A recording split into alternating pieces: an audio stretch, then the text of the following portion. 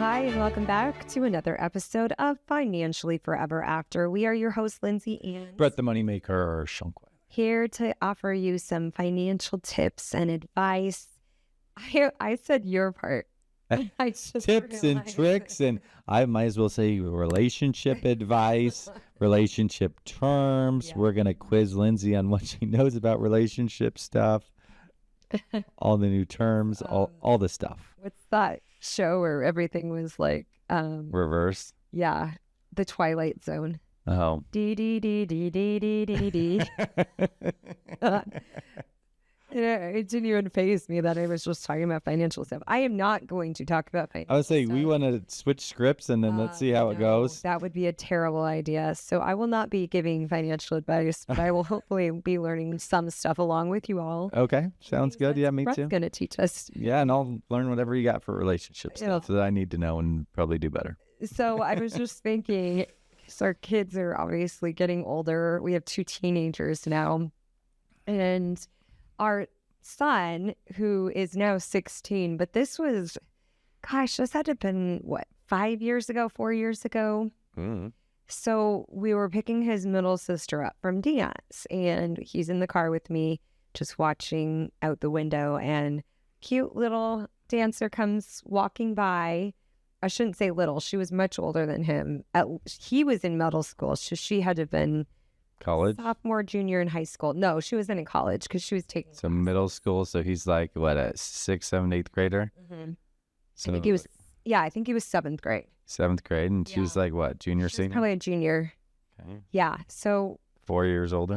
pretty much a little bit older than him at the time. But I was just like, Brennan, that's just, she's a little too old for you. And Not going to happen.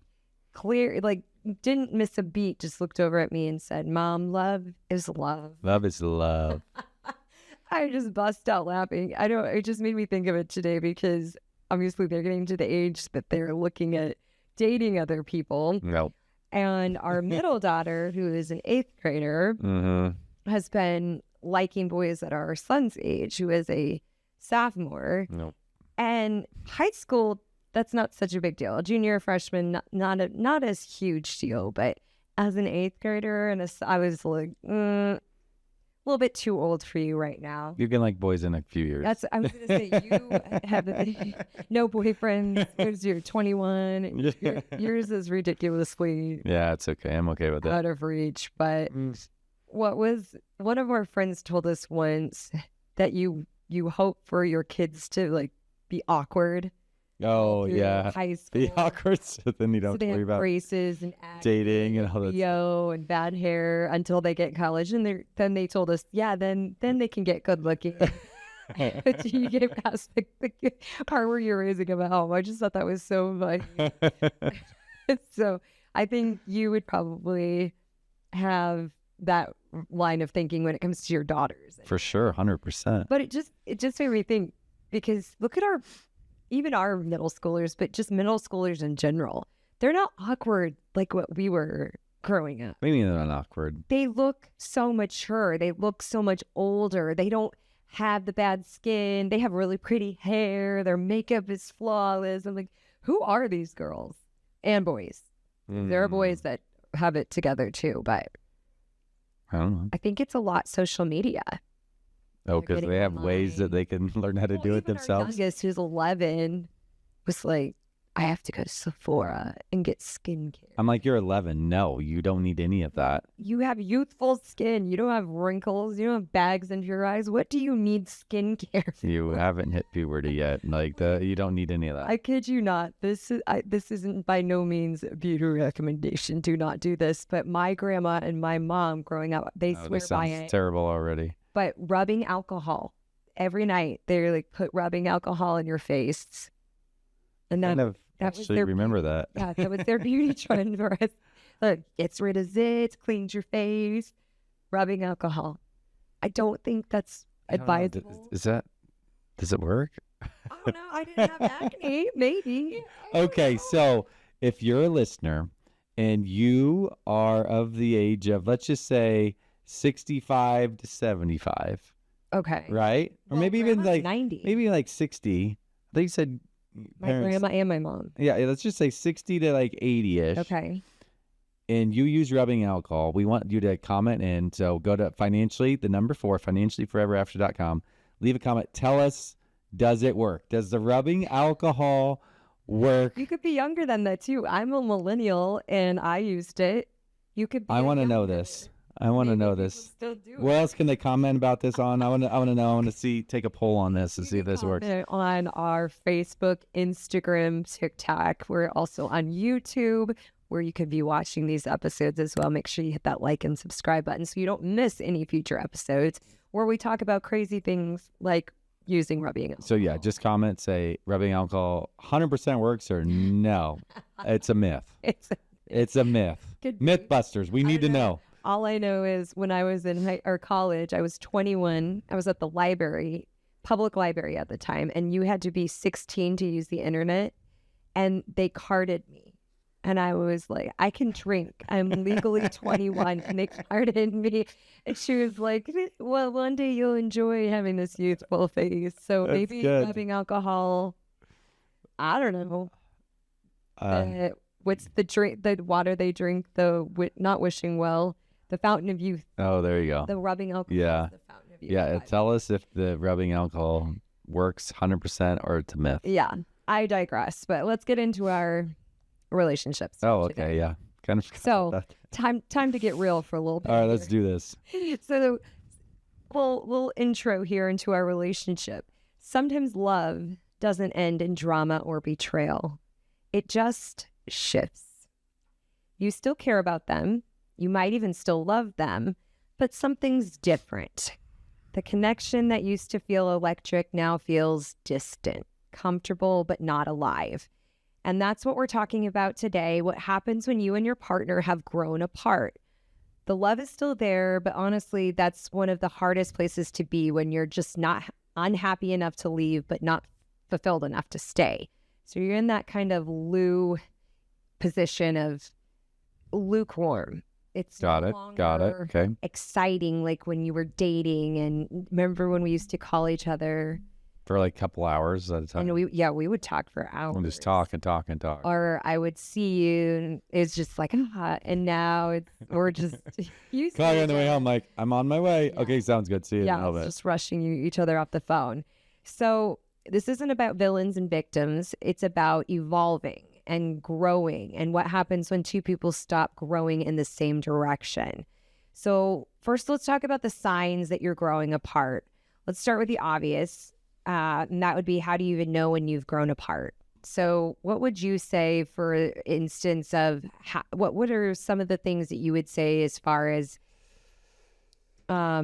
putting, I don't know, just kind of that position of knowing that, hey, it just doesn't feel like it should. This isn't feeling like how a relationship should at this point. So, like, what should you do? Is that what the No. question is? How do you know when you've grown apart? What are some of the signs that you would say?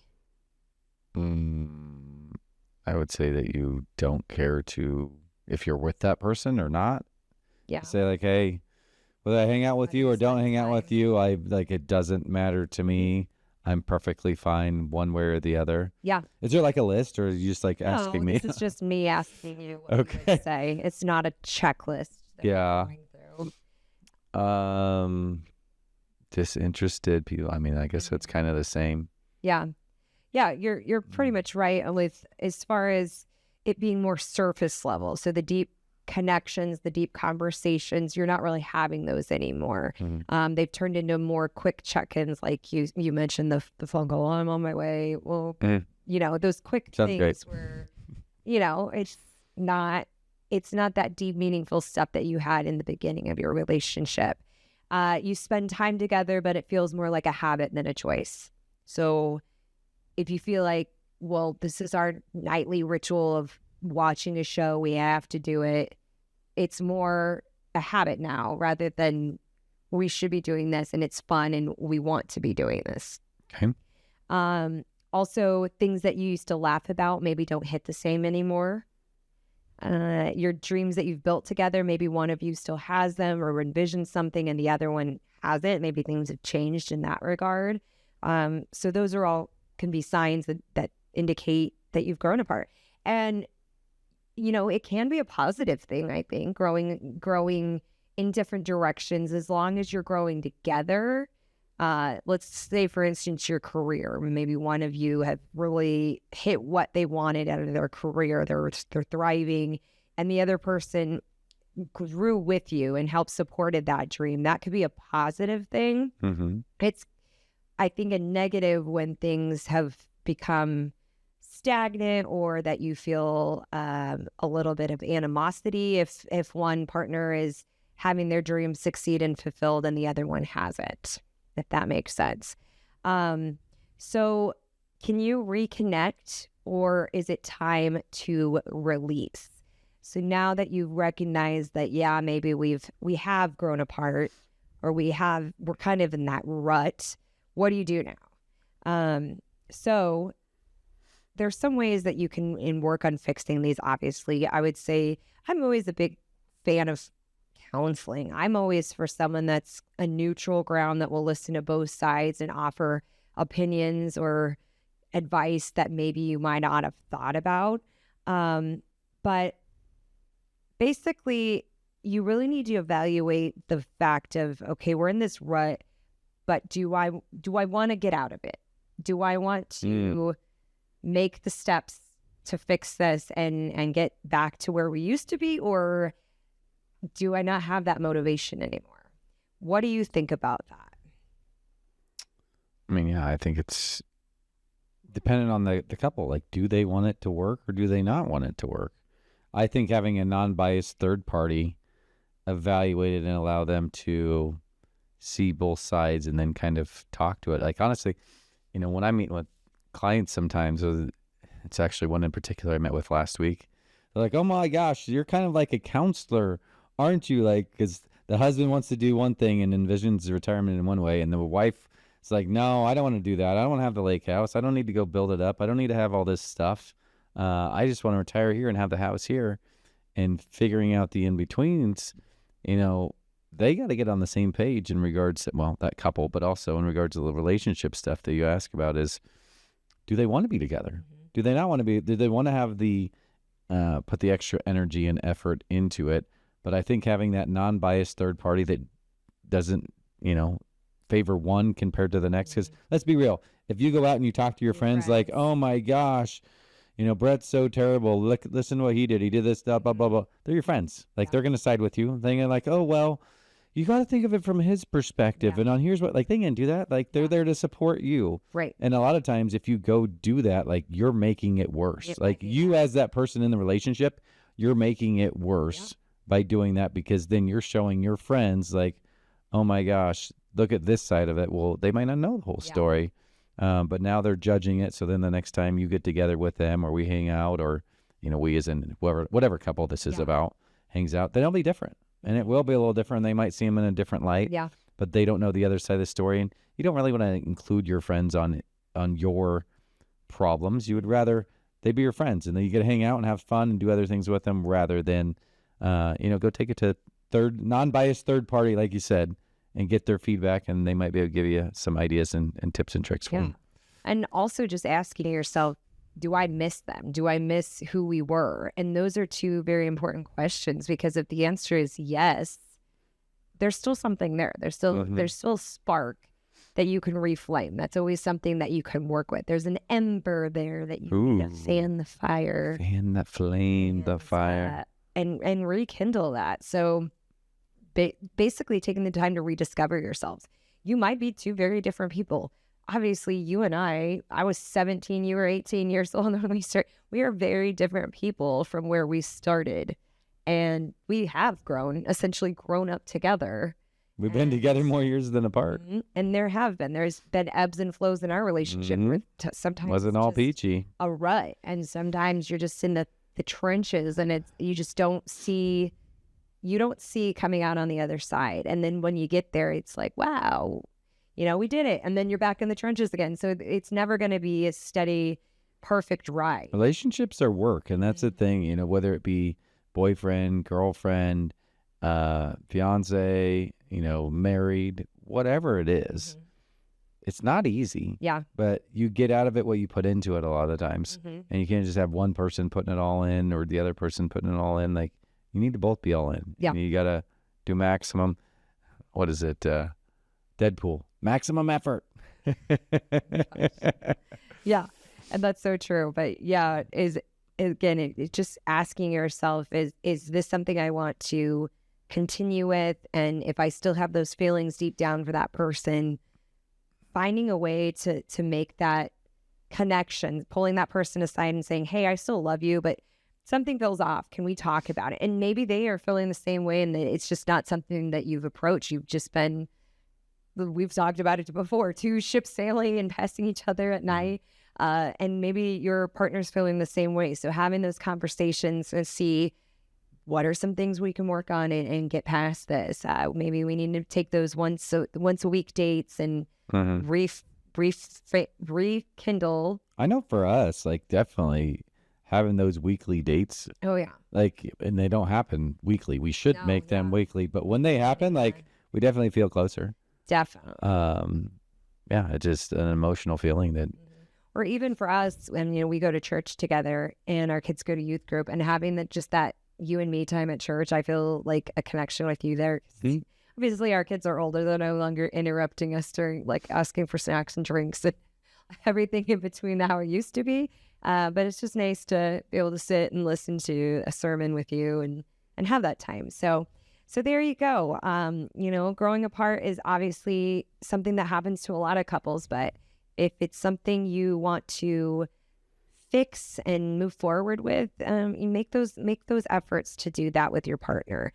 What do you have today? Okay, well, for us? I know I talked last week about getting towards the end of the year and what you can do to save on some taxes, save tax money wise headed into next year for this current 2025 year taxes. So you got to do pretty much all this stuff before the end of the year. So I'm going to list off a handful of things. I don't know if I'm going to get through all of them. We'll see. If I need to continue on next week, we will do that. But bunching itemized deductions. Have you ever heard of this before? Bunching itemized deductions? No.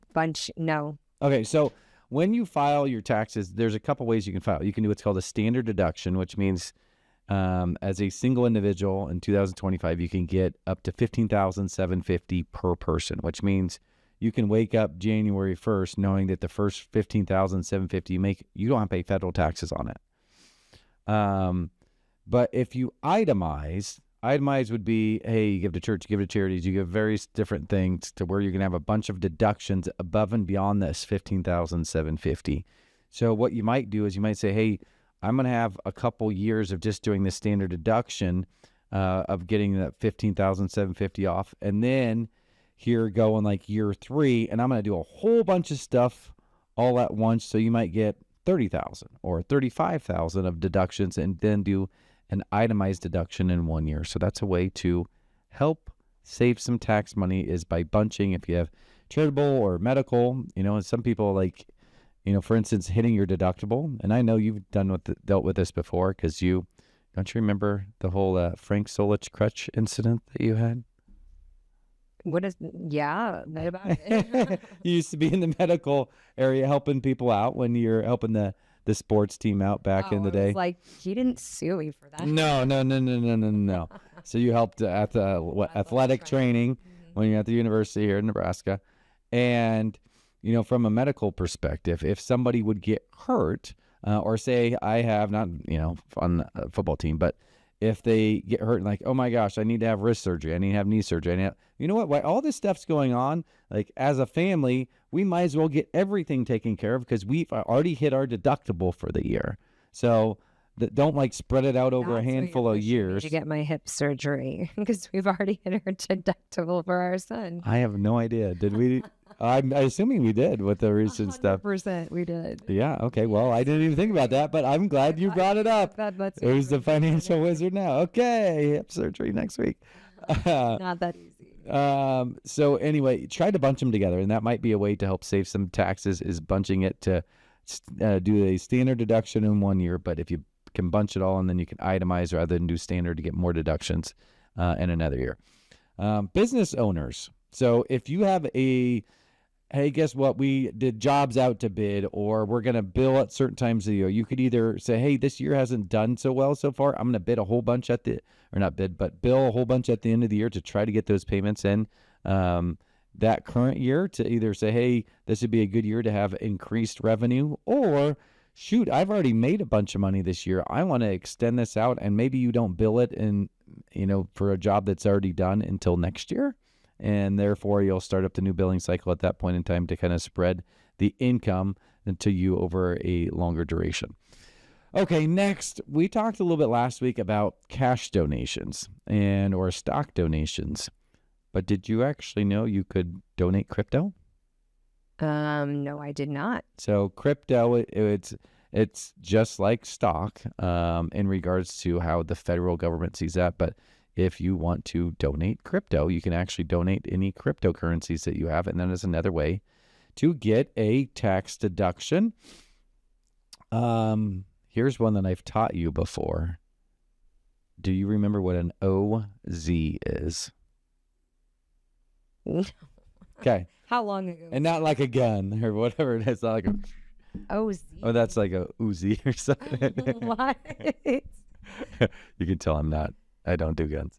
But OZ, opportunity zone.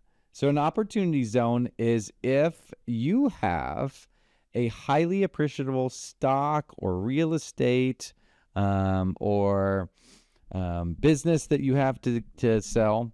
And I actually covered this earlier with a client earlier today.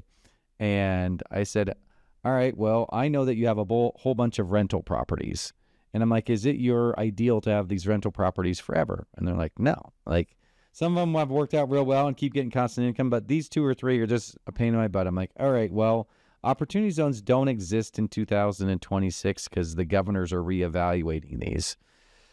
And what they do is they evaluate these distressed areas of the United States and their particular state, and they say where these opportunities don't exist. And what you can do is you can sell a highly appreciable stock or business or rental property. So, for instance, in this case, it'd be a property. So let's say they bought it for $200,000. They're going to sell it for $650,000. So normally you'd have to pay taxes on that $450,000 of growth. But what you could do is you could put it in what's considered an opportunity zone via the IRS. And if you invest in these distressed areas, it gives you the ability to defer, reduce, and then even eliminate it as long as you've held it at least 10 years in one day. And if you do that, you can get really tax-free payments out of it, not have to pay the taxes on it if you get into the right opportunity zones. But defer means you got to defer to some point in time. Now, granted, opportunity zones do not exist in 2026. So if you're going to sell one of these highly appreciated assets, don't do it in 2026 if you want to do this opportunity zone. Otherwise, let's just say in 27 you sell this piece of property that these guys didn't want anymore, and they have this $450,000 a gain. That the basis stays out, and you do whatever you want with that because there's no taxable consequence. But you can take that $450,000, put it in an opportunity zone. It could create income off of it.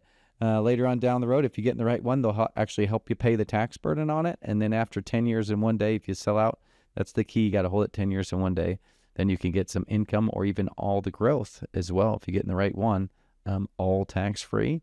And sometimes you can get 2, 3, 4 times multiples of whatever you put in, depending on, which opportunity zone you get in. So I think that's good for today, but that is a couple different ways that you could save some money in regards to taxes and put yourself in a better financial situation.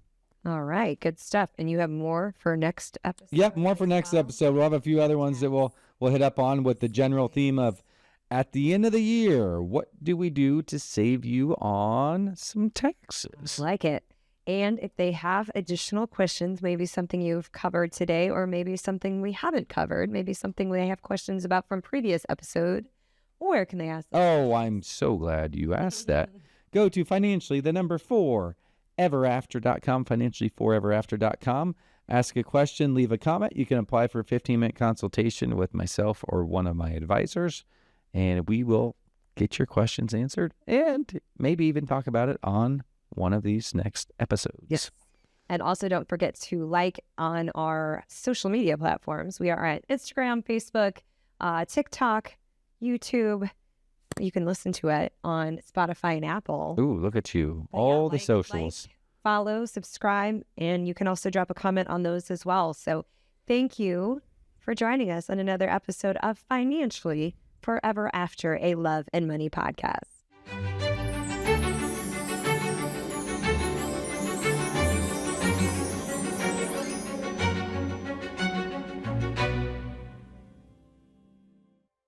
Securities offered through Great Point Capital, LLC, member SIPC. Insurance products are offered through the insurance business Acadia Life Insurance. Schunkweiler Financial is an investment advisory practice that offers products and services through AE Wealth Management, LLC, acronym AEWM, a registered investment advisor. AEWM does not offer insurance products. The insurance products offered by Acadia Life Insurance are not subject to investment advisor requirements. AEWM and Acadia Life Insurance are not affiliated companies. Investing involves risk, including the potential loss of principal. Any references to protection, safety, or lifetime income generally refer to fixed insurance products, never securities or investments. Insurance guarantees are backed by the financial strength and claims paying abilities of the issuing carrier. This podcast show is intended for informational purposes only. It is not intended to be used as the sole basis for financial decisions, nor should it be construed as advice designed to meet the particular needs of an individual's situation. Schunkweiler Financial is not permitted to offer, and no statement made during this show shall constitute tax or legal advice. Our firm is not affiliated with or endorsed by the U.S. government or any governmental agency. The information and opinions contained herein, provided by third parties, have been obtained from sources believed to be reliable, but accuracy and completeness cannot be guaranteed by Schunkweiler Financial.